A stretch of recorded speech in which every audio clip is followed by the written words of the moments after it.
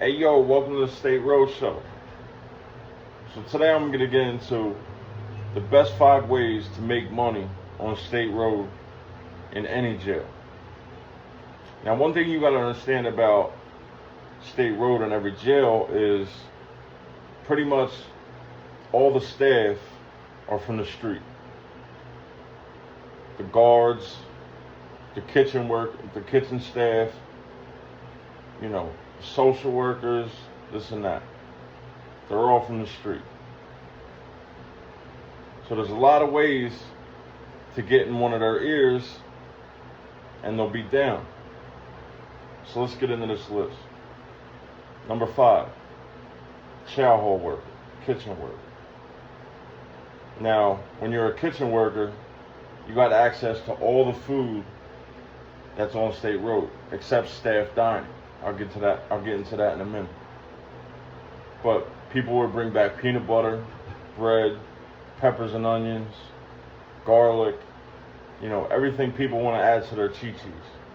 Chi-chis are the things that you make with oodles and noodles, add cheese, summer sausage, this and that. You let it cook in a bag, and you got your spread. Well, people want to get exclusive shit to add to their chi-chi. That's where the kitchen workers come in. And you can make a lot of money by bringing the right shit back. A lot of times you have contracts with people. 2-3 times a week, I'll bring you back peppers and onions in a latex glove, this and that. How to get it back, usually in their socks, this and that. And everything I'm going to tell you has been busted over and over. So I'm not breaking any news here.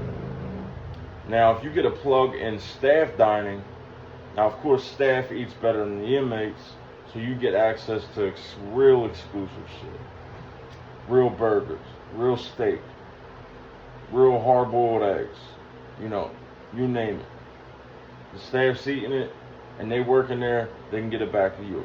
Now the prices go up for that type of shit for obvious reasons, because it's better shit.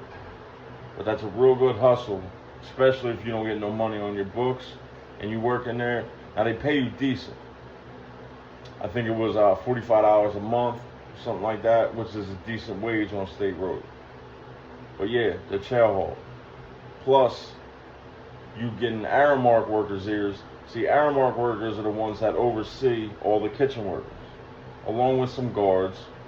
But I've seen Aramark workers bringing in shit like cigarettes, drugs, you name it, they brought it in. Number 4, ground crew. Now the ground crew is exactly what it sounds like.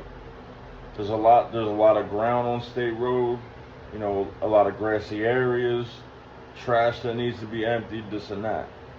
Now, your family member, your girl, whoever, your boys, you get access pretty much any point on State Road on the grounds.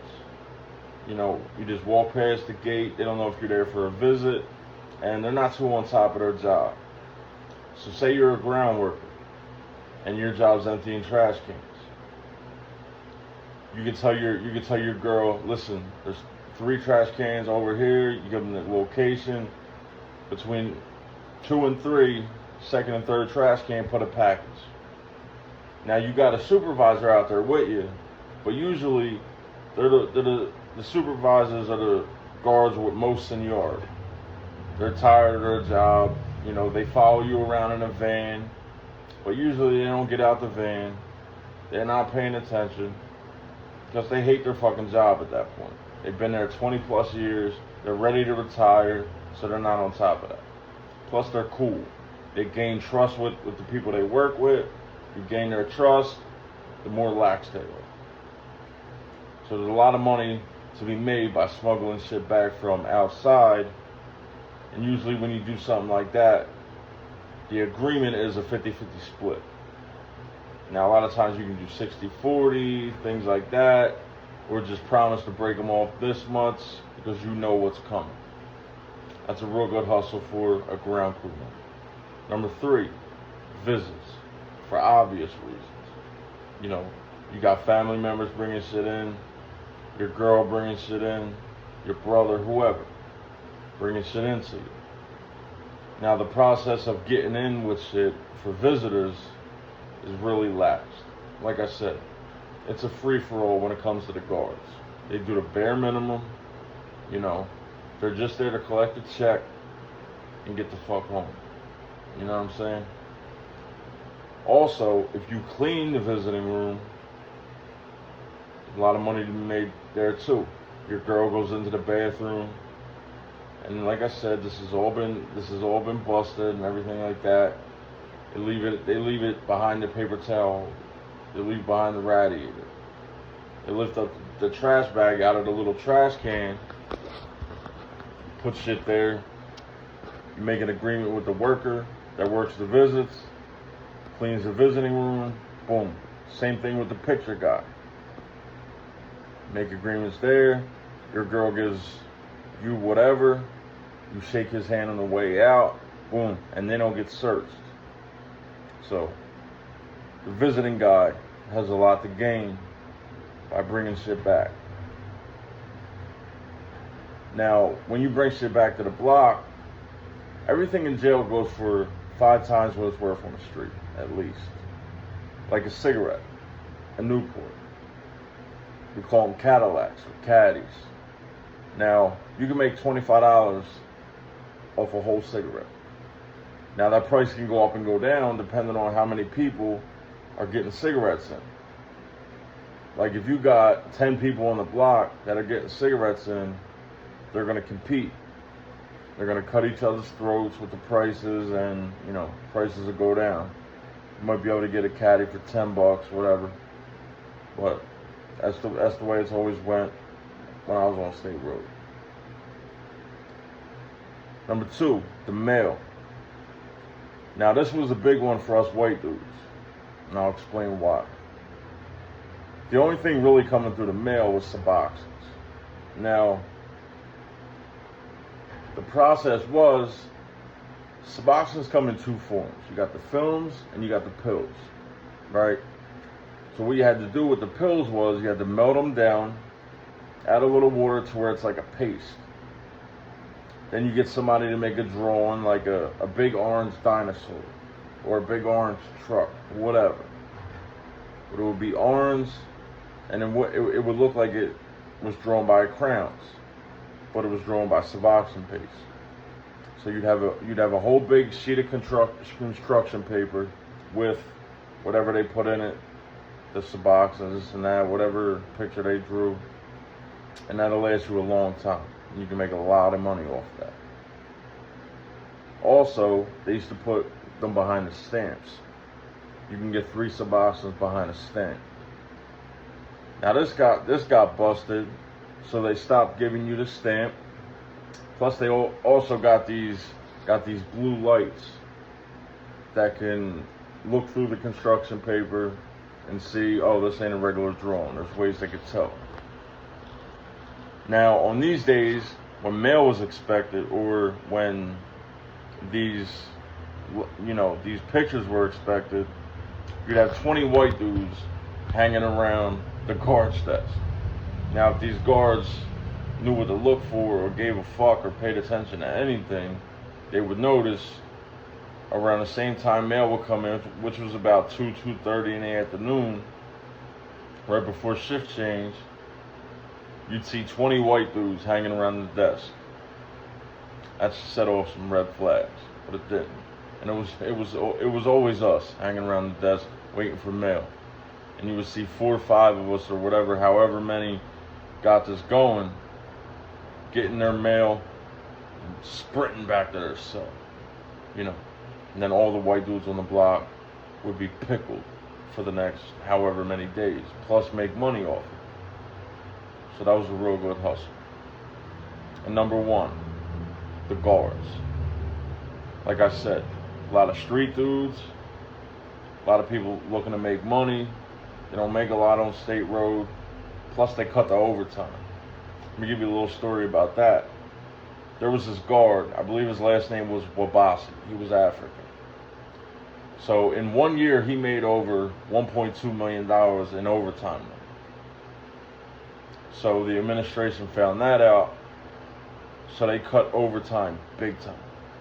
Like, it was, after they found that out, guards were barely getting any overtime.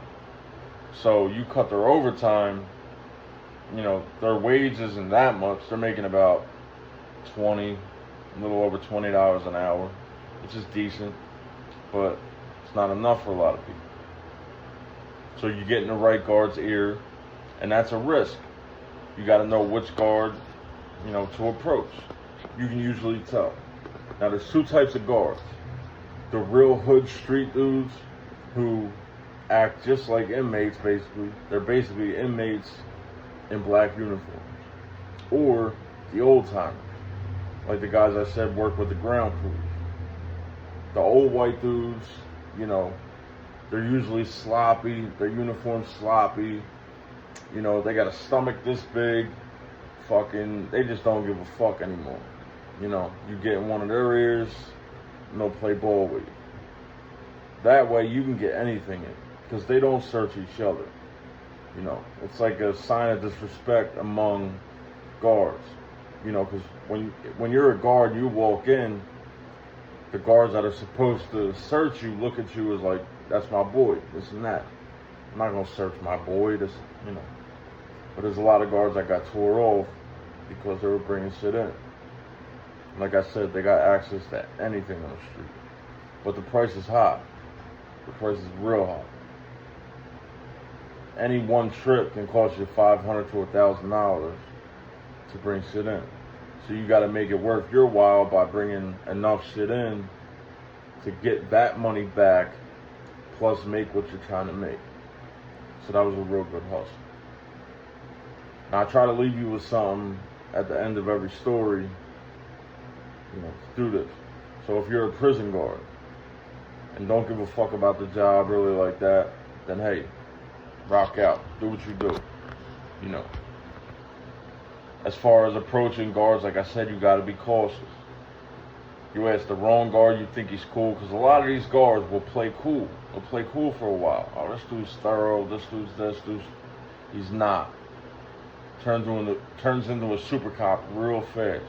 A lot of these guards want to make sergeant. They want to make lieutenant. They want to climb up the ladder. So there is the exception. You got to keep an eye out for these dudes. But to not worry about any of that shit, stay out of jail. Stay out of trouble. The streets are over. There's way too many rats. Way too many informants. You know, you see what's going on with these rappers and these RICO cases. I haven't seen one of them, you know, one of these cases pop up to where there wasn't a rat. So you got to be careful. Stay out of the street. If you can, go to school. Do whatever you got to do. Don't take the route that I took and a lot of other people took. But yeah, let me know what you think the best hustles are in jail or prison, wherever you've been. Hopefully you've never been there, but let me know. Like the video if you like the video. Please subscribe, become a part of State Roadshow. And until next time, it's just Kenzo, State Roadshow, all day. And be careful out there. It's cuffing season.